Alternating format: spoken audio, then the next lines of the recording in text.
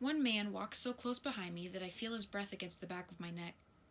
The other man leads me into the library and down 3 hallways to an elevator. Beyond the library, the floor changes from wood to white tile, and the walls grow like the ceiling of the aptitude test room.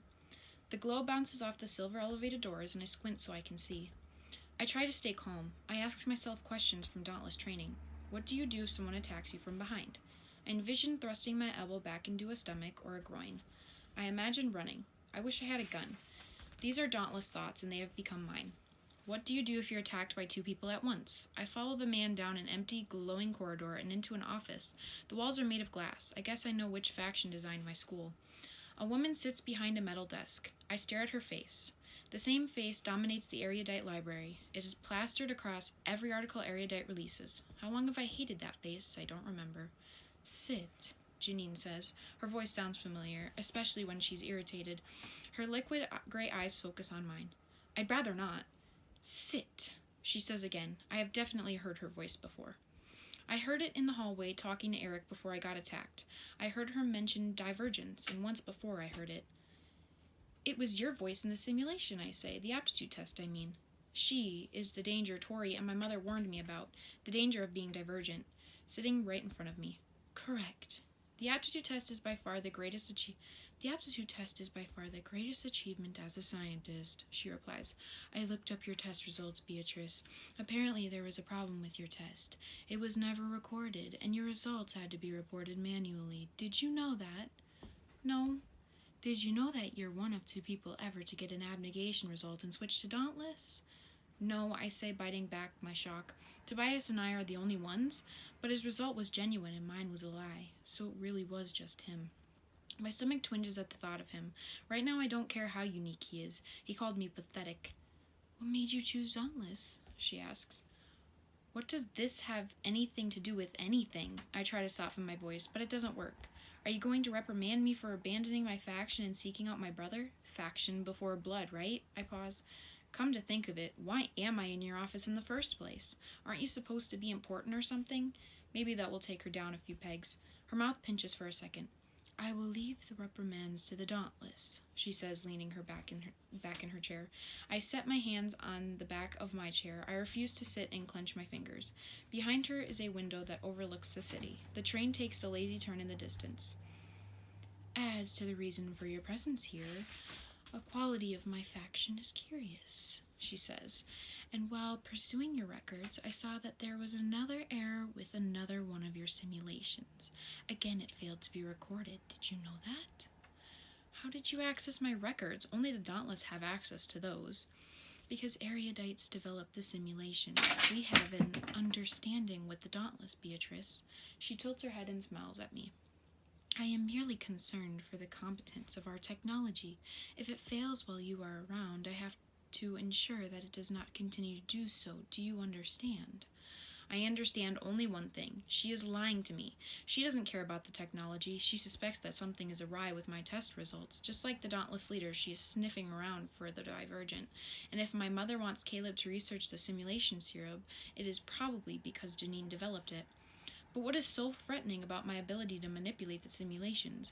Why would it matter to the representative of the Erudite, of all people? I can't answer either question, but the look she gives me reminds me of the look in the attack dog's eyes in the aptitude test. A vicious, predatory stare. She wants to rip me to pieces. I can't lie down in submission now. I have to become an attack dog too. I feel my pulse in my throat. I don't know how they work, I say, but the liquid I was injected with made me sick to my stomach. Maybe my simulation administrator was distracted because he was worried I would throw up, and he forgot to record it.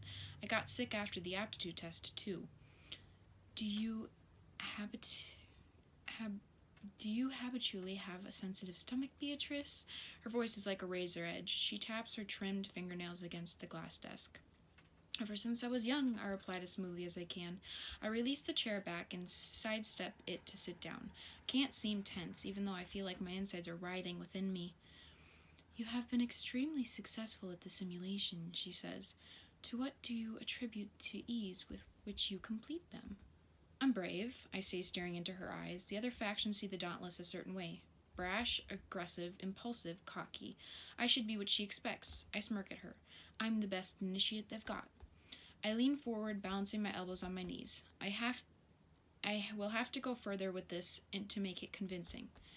You want to know why I chose Dauntless, I ask? It's because I was bored. Further, lies require commitment. I was tired of being a wussy little do-gooder, and I wanted out. So you don't miss your parents, she asks delicately. Do I miss getting scolded for looking in the mirror? Do I miss being told to shut up at the dinner table? I shake my head. No, I don't miss them. They're not my family anymore. The lie burns my throat on the way out, or maybe that's the tears I'm fighting. I picture my mother standing behind me with a comb and a pair of scissors, faintly smiling as she's trimming my hair, and I want to scream rather than insult her like this. Can I take that to mean... Janine purses her lips and pauses for a few seconds before finishing. That you agree with what the reporters have been releasing about the political leaders of this city. The reports that label my family as corrupt, power-hungry, moralizing dictators. The reports that carry subtle threats and hint at revelation. They make me sick to my stomach. Knowing that she is the one who released them makes me want to strangle her. I smile. Wholeheartedly, I say. One of Janine's lackeys, a man in a blue-collared shirt and sunglasses, drives me back to the Dauntless compound in a sleek silver car, the likes of which I have never seen before. The engine is almost silent. When I ask the man about it, he tells me it's solar-powered and launches into a lengthy explanation of how the panels on the roof convert sunlight into energy. I stop listening after 60 seconds and stare out the window. I don't know what they'll do to me when I get back. I suspect it will be bad. Imagine my feet dangling over the chasm and bite my lip. Ugh. Excuse me. When the driver pulls up to the glass building above the Dauntless compound, Eric is waiting for me by the door. He takes my arm and leads me into the building without thanking the driver. Eric's fingers squeeze so hard I know I'll have bruises.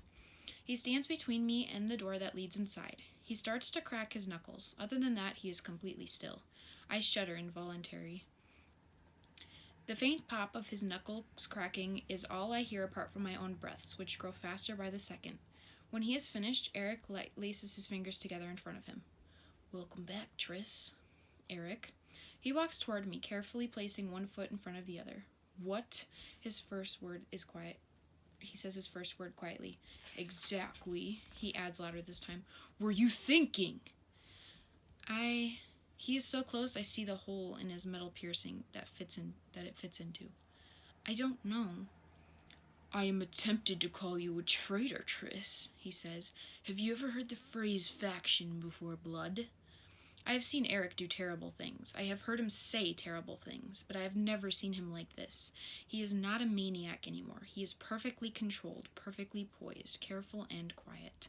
For the first time I recognize Eric for what he is, an erudite disguised as a dauntless, a genius as well as a sadist, a hunter of the divergent. I want to run. Were you unsatisfied with the life you have found here? Do you perhaps regret your choice? Both of Eric's metal ribbon eyebrows lift, forcing creases into his forehead. I would like to hear an explanation for why you betrayed Dauntless, yourself and me, he taps his chest, by venturing into another faction's headquarters.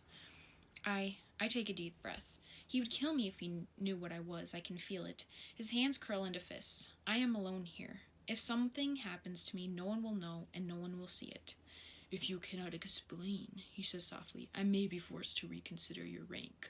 Or because you seem to be so attached to your previous faction, perhaps I will be forced to reconsider your friends' ranks. Perhaps the little abnegation girl inside of you would take that more seriously. My first thought is that he couldn't do that. It wouldn't be fair.